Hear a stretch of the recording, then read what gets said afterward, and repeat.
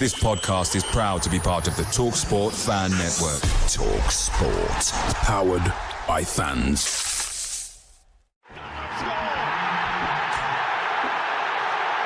Styles with a save. To the second here. A classic counter-attack, and Gibbs White puts Nottingham Forest 2 ahead. Here's Wood. 1-0 Forest. Has made an even bigger difference there. Nottingham Forest have snatched the lead at Anfield.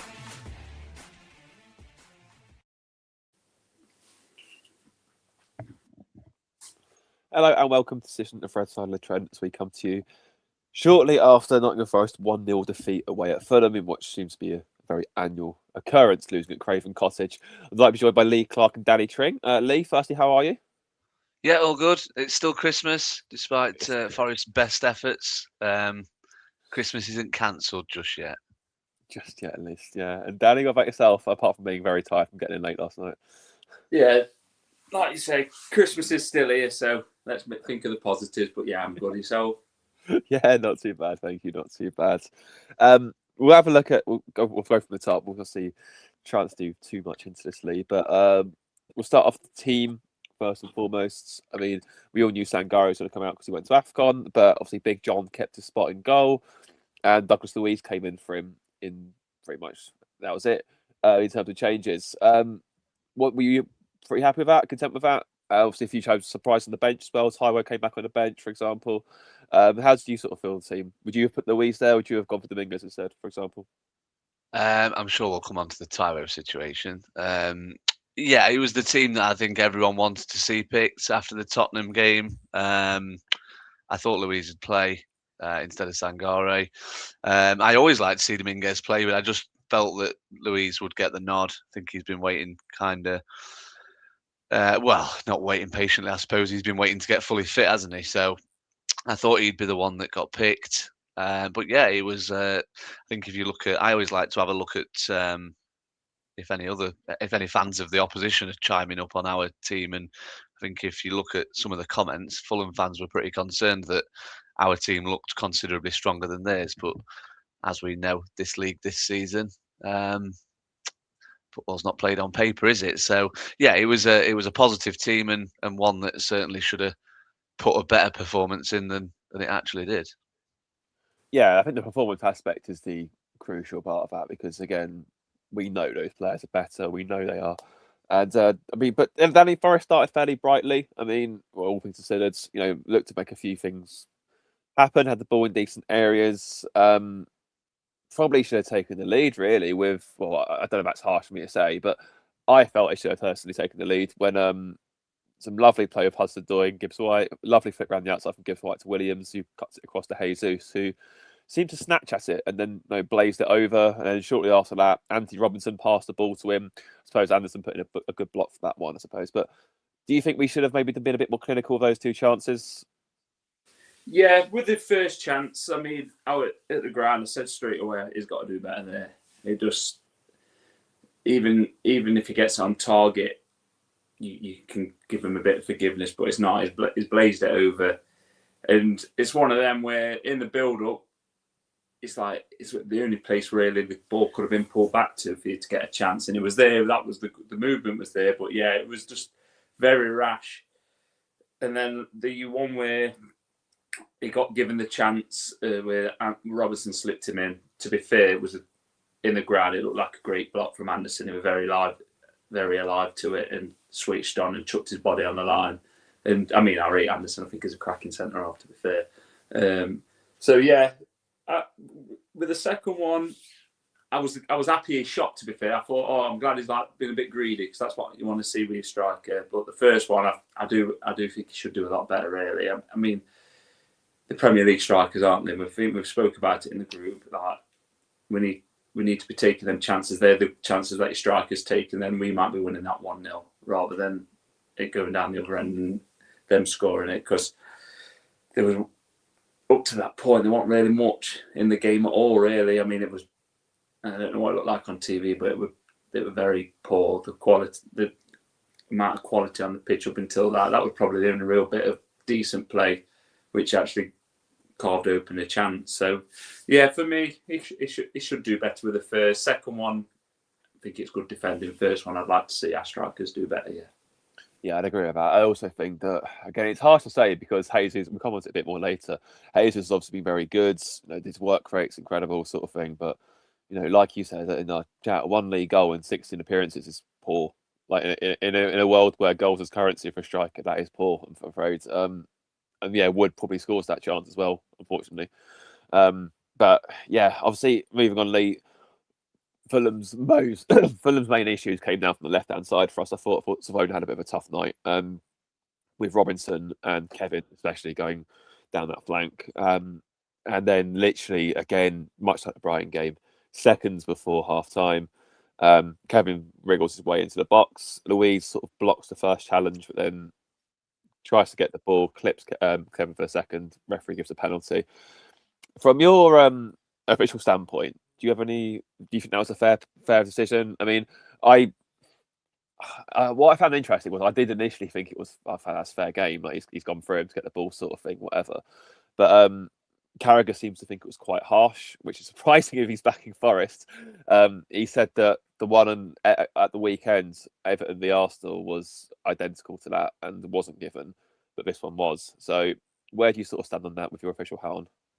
I mean, it's very trendy to want to be derogatory towards Anthony Taylor, isn't it? I mean, he kind of brings a lot of the criticism he gets on himself with his kind of persona, but Carragher will pick and choose when he supports Everton and when he supports Liverpool, won't he? What I would say is I think if that one's being given, it does give Everton a bit more clout that they should have been given at the weekend.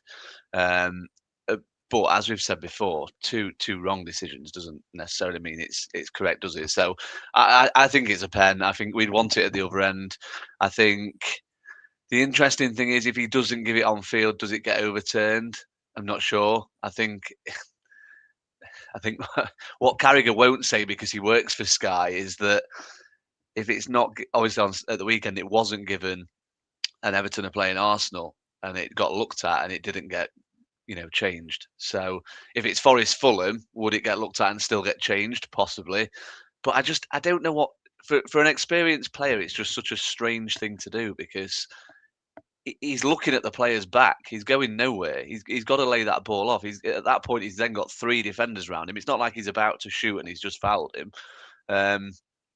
So yeah, I think in this, my opinions. I think a lot of time these days on social media and stuff, you see lots of people and lots of fans try to dress up a poor performance by simply bashing the officials and saying officials are rubbish, they're all crap, and that's why we lost. It's a foul. I think if it's that's at the other end, we want it as a foul. Yeah. Just to digress a little bit, is it any different to the Callum Hudson-Odoi one against Everton 2 years ago or 3 years ago? Whenever it was, 2 years ago. That Anthony Taylor didn't give? Probably not. But, he probably... We all had the discussion after that Everton game, didn't we? He'd have got a dressing down after that. He'd have been told that he got some decisions wrong. I mean, that one was picked for Howard Webb's programme with Michael Owen, wasn't it? And Howard Webb basically said it was wrong. So he would have told him that was wrong. Obviously, if that sort of situation happens on an Anthony Taylor game nowadays, as we saw last night, he's going to give them because he's been told he's wrong in the past. So... yeah, I think it was a pen. I think there's just no need to do it. I just don't understand what he's doing. I think it's a moment of madness that has sadly cost us a chance to get something from an important game. Yeah, I think I agree with you. I think it's a penalty as well. It's just I don't know why he goes in for the second kick. Kevin's going away from goal at that point. He's running to he's facing his own goal. Just stand up. All you have to do is just physically get yourself off the ground, stand up. The danger's gone. Like all he can do at that point is just lay it back. He can't shoot. He can't turn. Just stand. Oh, it's just so frustrating. Again, just before half time as well. We've got to stop doing this. It's getting so frustrating. You're looking at the clock and thinking, right, okay, 10, 15 more seconds, you're there, and then one of your more experienced players does that. It's like, for God's sake, man. Like, sorry, yeah. Danny, what you say? Yeah, I was saying it's rustiness. That is, it's rustiness. When you like you say, you're struggling with fitness. And with a decision, I know it's a different type of him going to the ground. But we always say when a player goes down to the ground, it makes the decision easier for a ref. I think the one was the Everton one where they both like gone to volley a ball, haven't they? Was that the Everton one? Yeah. I always feel like they're a bit different. Whereas we've seen it. Was it? I think it was first season we had a similar thing with John. Was it Southampton? I think it was Southampton and won it where one of the players, Jono's he's caught on the ball and Jono's nicked it away and they fouled him. We got a penalty and scored it. I think it was at home. It was on Lavia, wasn't it? It was Sam Surridge. Yeah, and like you say, that it was a penalty for me. It's a Stonewall penalty. And then like you say, why he's done it, I think it is down to rustiness. I think it's where your brain's off a second slower just because you've not been at it. You've not been at it. You've gone down to the ground.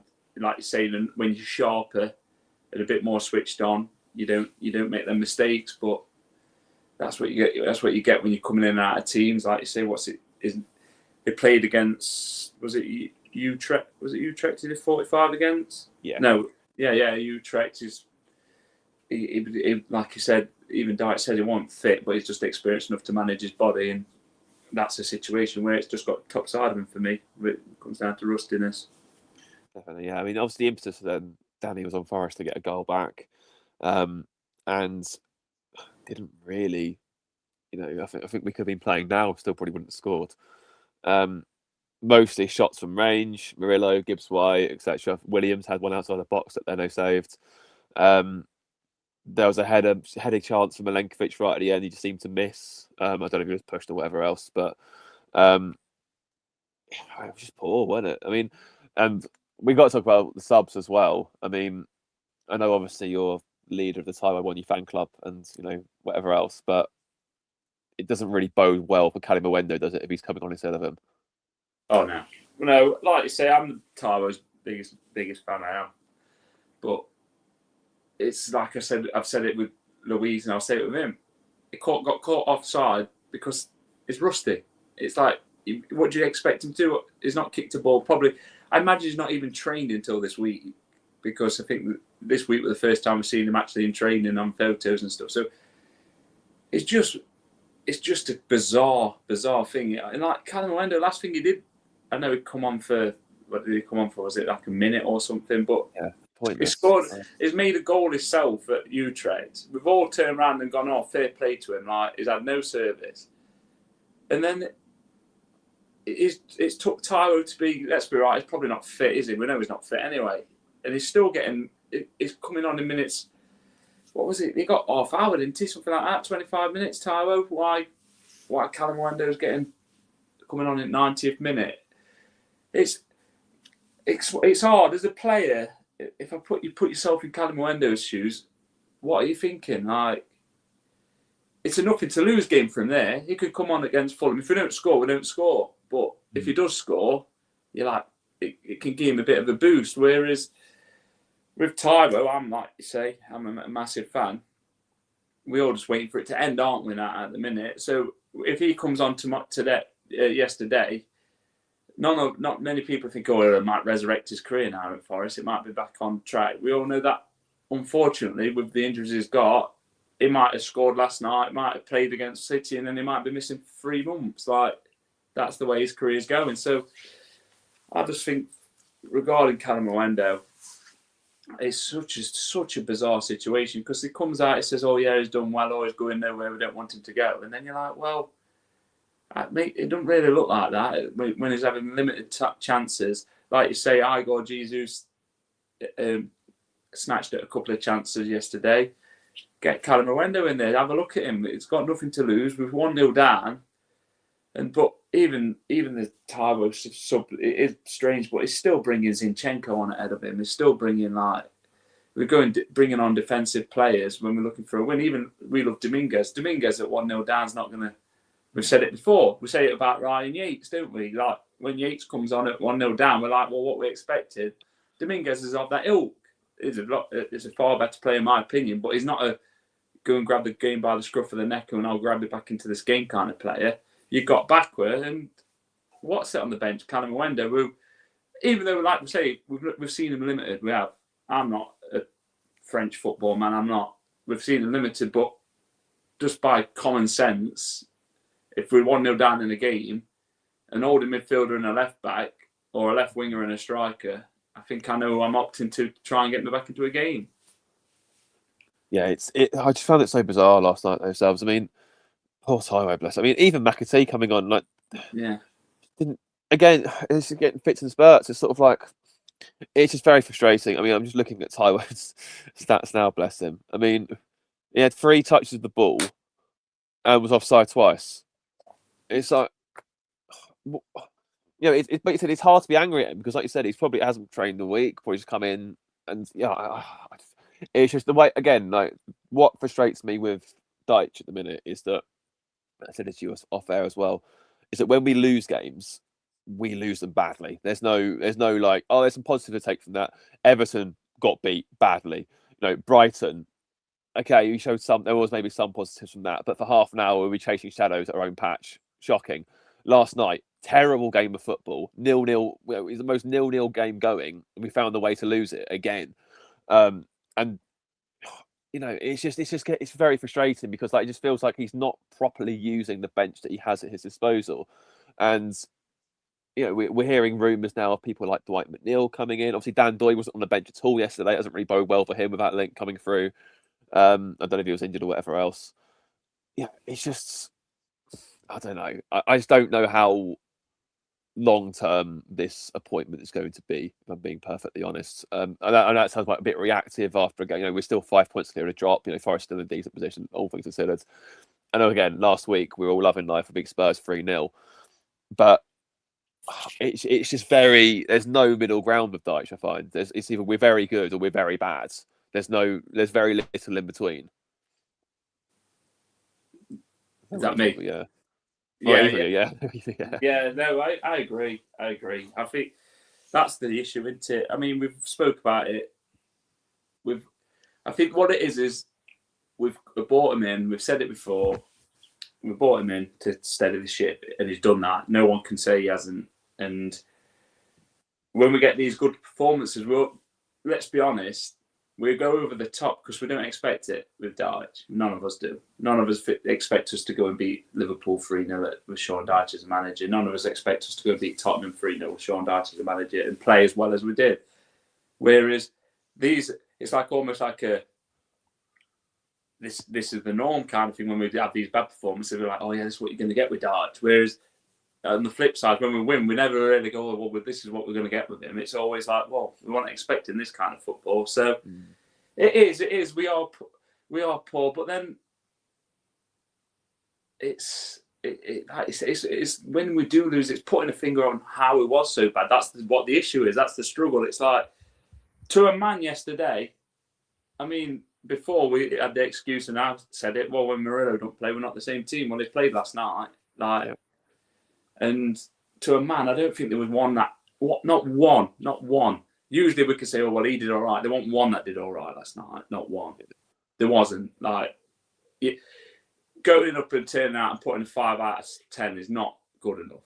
It's not one that you can go, oh, well, he did all right. They want, like you say, they're probably Big John. I mean, I think he was the only one who probably did. Other than obviously you don't expect him to save the kick, save the penalty, but he was one that was like, well, it didn't really cause any jitters. I mean, he had that dodgy kick right at the end, which to be fair was a poor ball back to him, but there were a lot of balls going back to him, and his kicking I thought were really good yesterday. So other than him, I think we've learned nothing, have we? No. I mean, even Big John, we still don't know if he's any good or not. Actually, it's just a shot stopper. It just feels like we're a very good team defending from open play. And to be fair, I mean, if you look into the stats from last night, there's nothing in it. There's literally nothing in it. Both teams created equally from open play. They got a penalty and we didn't. It's just frustrating. Lee, what do you reckon? It's just so annoying. I was just going to touch on the backward thing, to be honest. I think that, I know we can talk about Callum Wendo, and obviously he probably should have got on instead of Taiwo, but last night we had Aina and Kuna playing for the B team. If Back was not fit yet, why wasn't he playing for the B team as well? Yeah. I just don't understand when these players are 1-0 down against Fulham. I mean, Fulham -3 stars who have gone to AFCON. When are these players going to get minutes? I just don't. Yeah, I don't understand the logic of it. Yeah, I don't think anyone anticipates that Dyche is going to be long term, do they? It's kind of annoying. I don't know if it's intensified because it's Christmas and I love Christmas, but every time we have a good win, we're world beaters. And I know that Reece is big on this. Social media is not a fair barometer of real life because it's not. People use social media to be reactionary to sporting events and stuff like that, but I've never seen anything like Forest fans under Dyche. We win and we're amazing, and we can start looking up and getting 2 or 3 wins together. And when we lose, we're down and we're banging trouble. I mean, the stick I got under Ange because I didn't know where our next win was coming from. I think at least Dyche has steadied the ship. We can all agree on that. Like Danny said, we can all agree he's steadied the ship. Did anyone anticipate Dyche would do anything other than steady the ship? I'm not sure they did. I don't know. I genuinely think that Dyche is an appointment wherever he goes in as a club where, you'll win some and you'll lose some. I just think that's what sort of manager he is. He's got his limitations, hasn't he? And I just think, I don't know, maybe I'm being harsh. Maybe people are allowed to be reactionary and stuff like that. But I find it nauseating. Like it's just over a week since we had that win over Tottenham, and the noise was that everyone's good and Dyche has improved these players, and then we have a bad performance in a game that is pretty drab. Let's face it. Okay, the Everton one, I got a bit more because we got battered, we folded, we conceded early. That was a bit of a different situation. Whereas if that game had finished 0-0 last night or 1-1, for example, would the narrative have still been the same? Probably not. We'd have took our point and skipped on to the next one. But yeah, I just find it really frustrating. I don't know. Maybe the solution is I just come off social media for a bit, I think. I think it is also based by the fact that where we are in the league. I think if Forest are mid-table, no one would really care. But I think just because we're 17th, even though there's a 5-point cushion to West Ham, obviously, again, you sort of half looking over your shoulder again. Obviously, again, I think, someone just mentioned it in the comments, really. We had a big chance to go, 8 points clear of West Ham last night. Even a draw would have put us 6 clear of them. And they've got, Fulham, Wolves and us in the next 4 games, I think, West Ham. So they'll be lining that up as a chance to sort of get some ground back on us. And we've just blown it, really, in very frustrating circumstances. But yeah, I mean, it's not much else to go through, really, in terms of the game. Just to finish up on that, then, based on what you've said there, which is fine, I just think it's a very easy narrative for fans to give the players a way out, I think, and just put it all on Dyche because he's got this reputation, Dyche, at his other clubs where it's been pretty drab football and it's a bit, I don't like the term, but he's a bit of a dinosaur when it comes to the modern techniques and that sort of stuff. Doesn't makes players wear shin pads on the training ground. I know he's ditched that at Forest, but that was one of his old things.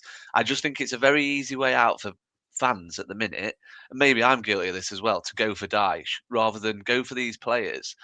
How can they be that good against Tottenham and against Liverpool, and in other games we've won, and then get away with putting a performance like that in? It's the same team. It's pretty much the same players.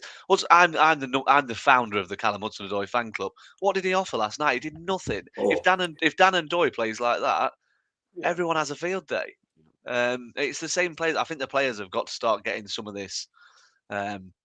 Again, when people go for the players, they go for the ones that we've just signed who are not getting minutes. McAtee, Callum Wendo, and Doy even. I guess Doy's different because he has had a good run of games, but what about the ones last year? As you alluded to it in our chat, Christian, this is the same group of players that somehow didn't get Champions League football from the position we had.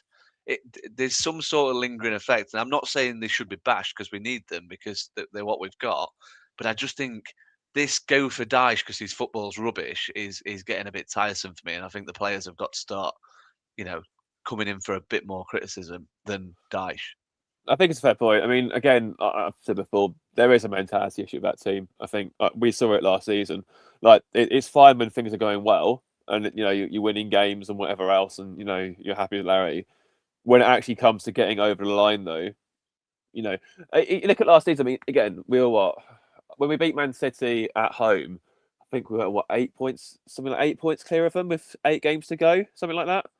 I think And it was. then- I think it was 7 with 7, but yeah, very. And then we ended up finishing way behind them. We could have afforded to lose 2 games and still finish above them technically. I think we And- had I think we had a game in hand on them as well, didn't we? Because we had the Brentford game to pencil in as well. So yeah, and we had Brentford at home, Everton at home, Leicester at home, and Chelsea at home last day. We took 1 point from those 4 games. Even the FA Cup semi-final, we conceded within 5 minutes. Oh, I genuinely think there is a mentality issue with that team, and again, even last night, prime example, last night, you got a good chance of 8 points clear. They've gone in for it and just sort of half taken it for granted. It feels like I don't know how it gets stamped out. I don't know how it gets eradicated. I don't know how you build on that or get rid of it. But it's just felt like there's no one who just grabs it, are we? No one who ever grabs the game by the scruff of the neck. It's like we talk about it. Like that's the thing. It's like last season, Wood was taking chances that weren't really chances. Like you look at the Liverpool one at home, that chance what he got where he scores, it's half a chance. It is. I know it is. It's half a chance. Same at Everton, the one where Gibbs White's hit that long ball and the ball's like over him and he's managed to jump up, header it, and then Langer's getting it back in his lob. Pickford, they're not like everyone's going, oh yeah, well players aren't getting chances. I'm like, Wood wasn't getting 10 chances a game and scoring 2. No. They were getting half a chance and scoring 1, or 2 half chances and getting 2. Like that's what happened. And Elanga the same. Like we beat Man U 1-0 because Elanga ran the length of the pitch and scored a goal. He didn't get a tap in from 6 yards.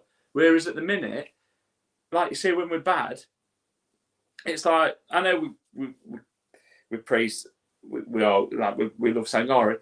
The reason we won the game last week was because Sangare was like a beast. It was a beast from the word get-go. And and he set the tone. He set the tone with that header about 5 minutes in when he arrived into the box late, headed it, and then next minute is all over that Archie Gray. He loses the ball, we 1-0 up. Yesterday, how many times did that ball get they looked so uncomfortable, but no one pressed with an intent like Sangare did last week. So it's then like Lee's right. It's on the players at times to just where's that intent? Where's that intensity to be like, I'm going to be the one that presses with almost like you're pressing out your skin, wasn't he? Like we've never seen to the point where on the first goal, Sangare pressed that much. He had lost his feet and he took it every touch with his second touch, but managed to rescue it. And it's like even with Hudson-Odoi last week. He was being braver. They just wasn't brave. You've got talk of like Anderson and Gibbs White in midfield. Oh, this, that, the England players. They didn't look like it yesterday.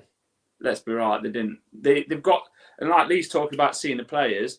Gibbs White's your captain. Like it was non-existent yesterday. It wasn't. And I know can be very critical. It was poor, absolutely poor. But it wasn't alone. Milenkovic, I thought Milenkovic got bullied yesterday by Jimenez. Absolutely bullied. And then Anderson just took zero risk with the ball. Zero. Like, it was like we've been critical of players over years on here and like for just taking the safe option all the time. It just didn't take zero. It took zero risks. And when he did take a risk, his execution of the passing was poor. So, yeah, there is players to blame. I don't think it's any surprise as well that not say like you mentioned Sangare's positivity last week. I mean, Anderson doesn't seem the same player without him next to him, and I think we overlook how much freer Anderson is with Sangare next to him because he does the dirty stuff. He does the pressing. He lets Anderson progress up the field. It's just yesterday was poor. He was really really bad yesterday, Anderson. I thought by his own standards as well. That you look at. I mean, that's meant to be England's starting number 8 next. In July for the World Cup. He's playing like that. Yeah, not good. They have to take responsibility ultimately. They do have to take it, but it's just to draw a line under it, unfortunately. But we'll now look on to some of your slept on it thoughts.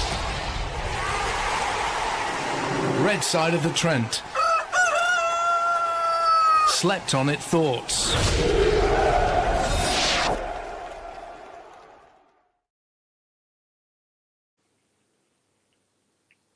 Right, so we've only got a few to go through. So we've got Lewis Morris said, we just lost the most 0-0 game in history. Don't lay a glove on them. We could have played from New Year and not scored. One moment of madness for the pen. Not sure why a second move was needed. Taylor a disgrace as per, but my God, that was a god-awful game. Chris Walsh said both teams were poor. Luis cost us. Anderson was awful. Dykes didn't go for an equaliser. Kept one up front and they went to 5 at the back. He also must hate Callum Owendo, giving him 4 minutes. Fulham didn't really deserve the 3 points. K Plus in Function said another successful edition of Monday Night Taylor, the people's ref. Fulham's annual soft penalty. Forest were as blunt as a butter knife. Dismantling the low block remains our Achilles heel, and the successive managers, a week's prep and the best available team. It's not good. Johnny Ankler said lost a 0-0 game, never looked like scoring. Bringing on Taiwo before Cali is a joke. Really frustrating how inconsistent we are. And yeah, that's all the ones we've got in so far. Obviously, apart from people in the comment section as well, thank you for your let's say. Well, I mean, we sort of touched on player performances just there, really. That like you said, apart from Big John, there's no one really of note. But I suppose what I'll raise with you is the obviously what if again ties in how bizarre some of these decisions were. We got Percy article comes out in the press that we want Dwight McNeil. Apparently, Everton aren't going to let him go because they've got Dewsbury Hall's out injured and the eyes at AFCON. So if it does happen, it'll probably late in the window, if anything. So obviously, Dan and Doy's not on the bench yesterday. That sends a pretty strong signal to me. But it also mentions that Taiwo, Bolly, they'll be moved, or it looks to be moved on, sort of thing. Hutchinson's going to be back in Europa League squads, as is Aina. But then you see Taiwo coming on before Callum Owendo yesterday. What's going on? And what did you make of that article from Percy as well? Like the link to McNeil and whatever else? Well, I mean, I expected the link. I think McNeil is a Dyche player very much, isn't he? Across his career, he's played his best stuff under Dyche. Does he improve us? Probably not. Does it give Dyche a player he can count on and trust in the dressing room? Yeah. It's a very underwhelming link, let's face it, isn't it? Based on the summer transfer window. But what I would say is, I think we're kind of pretty unanimous that a lot of the players we signed in the summer simply aren't up to it. So I think we've got to get past the point again. Not me telling fans how to, but how many French football hipsters did we have on social media saying that Bakwa and Callum Wendo were going to be, going to take us to league title glory and stuff like that? I mean, I think we've just got to. I never really understand this fascination with fans getting kind of too carried away with who's coming in and who's not, because ultimately certain players suit certain clubs. Will Dwight McNeil do us a job till the end of the season if he came on loan? Probably. Would it make us more of a threat from set pieces? Probably. Does he bring some balance because he's left-footed? Yeah, he can play in a number of positions. I don't know. Like I say, it's not one that I'm going to get too excited about. But if we're going to give Dyche till the end of the season and he thinks he can help us, achieve our goal of staying in the division, then it is what it is. I think the other stuff, really strange, the Taiwo one. I don't get it. I don't. If Callum Wendo was injured, for example, and all we had was Taiwo, then it's a different conversation because it's a case of needs must. But yeah, I mean, you look at the criticism that Ange got when he started at Taiwo against Chelsea. Is what Dyche did last night any different? Probably not. I don't understand what Callum Wendo's got to do. I know we've kind of gone over and over this, but he scores a goal out of nothing against Utrecht and he can't even get a kick in the Premier League. I just don't get it. I tend to agree with what Reece says in terms of he's probably finished at us if he can't even get a kick when we're 1-0 down away at Fulham. He must be awful in training if he's not even getting on ahead of Taiwo. I mean, yeah, just very strange. So yeah, I just don't really understand it. I don't really see what the answer is really with it. We've got to try and move them on, but yeah, whether we can is a different matter because who's going to want them? Well, this has been a fair bit of interest. I mean, I know personally that a lot of League One clubs are in for Callum Owendo or want him, which is whether he goes or not. Again, I find that article was quite sort of contradictory in a sense. It was sort of like, Forest are pretty content with Callum Owendo, but then obviously he plays nothing last night, and then yeah. What about you, Danny? Oh, well, he's gone. What do you reckon to everything at the minute? Well, like you say, it is one of them.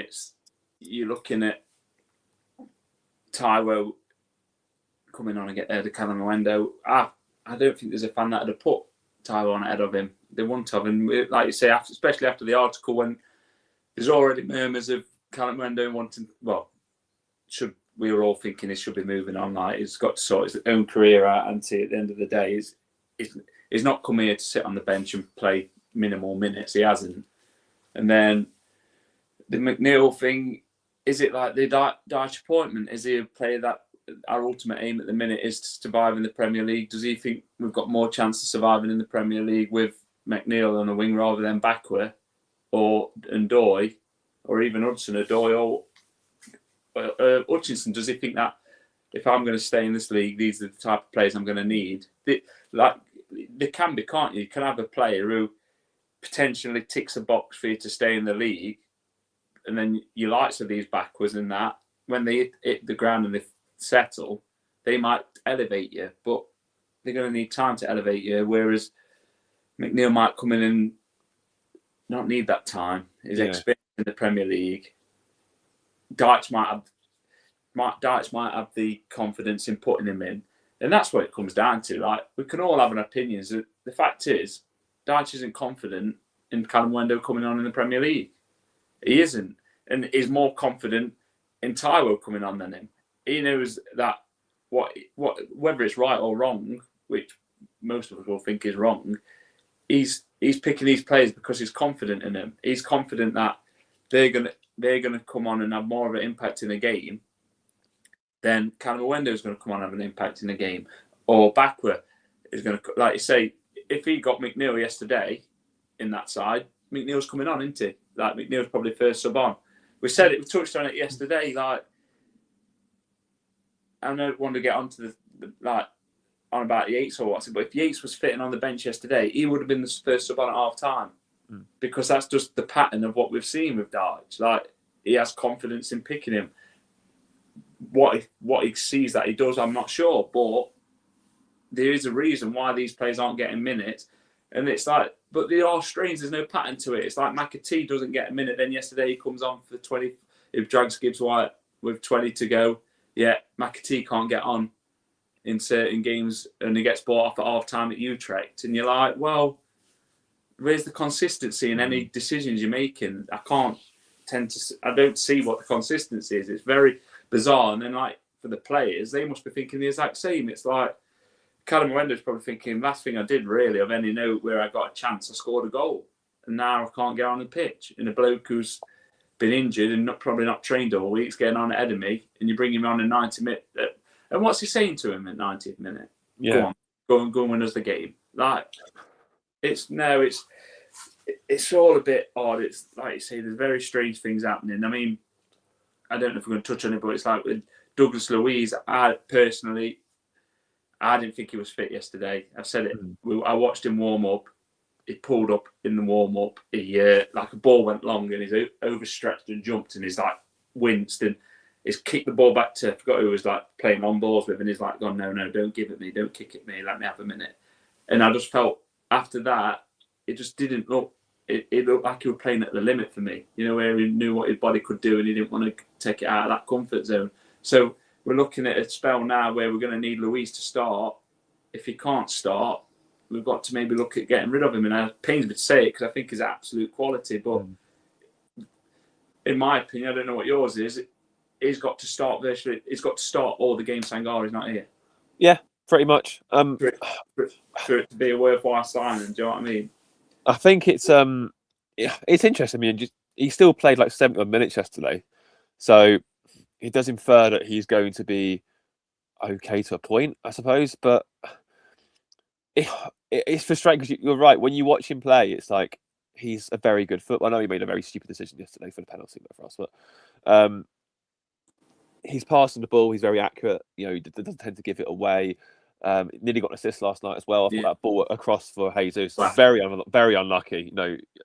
Literally a couple of inches more to the left, and Jesus probably gets there, or if he anticipates it slightly better. So the way he shrugged off Jimenez for that move as well, just literally just breezed past him. He's a very strong boy, Luiz. Yeah, in an ideal world, I'd like to see him. If he can prove his fitness, I'd like to see him stay. But you're right, he needs to sort of prove that. If he can start the next 5 games, for example, including yesterday, suddenly you're looking at, okay, yeah, there is something there. Then we have actually got someone who can.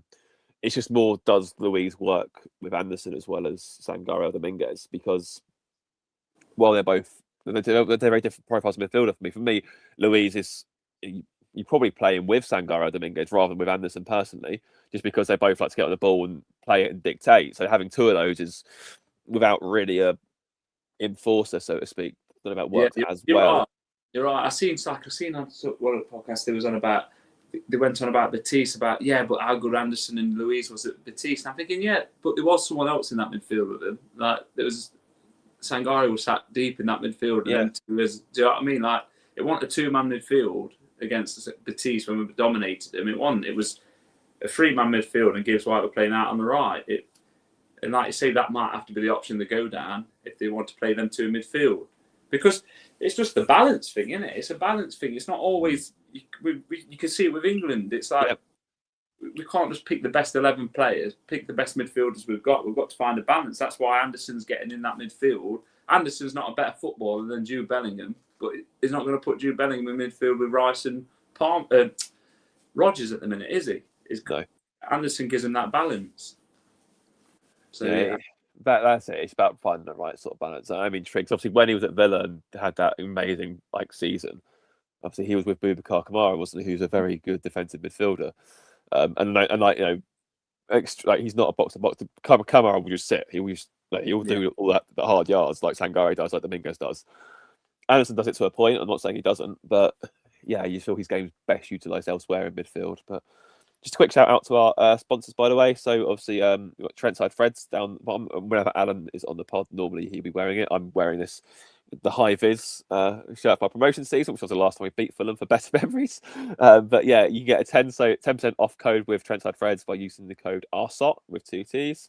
Then we've got Vesta Blinds as well, who provide stylish, high quality, made to measure blinds and shutters at a great price. So you can give your home the perfect finishing touch with stunning, expertly fitted window coverings from Vesta Blinds. And of course, we have RL delivery service as well from our own Reece Lane. It's fully insured and we'll do local and GB deliveries all for you as well. So thank you for our sponsors as well. Just lastly, Danny, obviously we got after Christmas, we've got a small order of Manchester City at home. You feel a bit more confident about that than I do. I think you think there's scope that we can actually turn up in that one. Well, it's not logical because that's Forest, isn't it? I mean, it's not logical. I just don't see us putting 2 performances like we did last night back to back. I just don't see it. And we've tended to done all right with City, haven't we, at home? Like that's tended to have been a fixture that actually we've done half decent at. And the only thing I will say is they're flying, absolutely flying. But no, it's more down to I can't see us being as bad as we was last night, and there's a hope, I guess, which that's all it is. I'm not looking at it and thinking, oh, we're going to get battered. I'm not. I might be completely wrong. Right? And if someone thinks that, they're not wrong to think it because it's Man City at the end of the day. We're a striker who's absolutely flying, Foden who's absolutely flying. They've sorted the goalkeeper issue out. We've got a balanced back 4 now. So, it's a very tough prospect of the team to beat, but I don't know.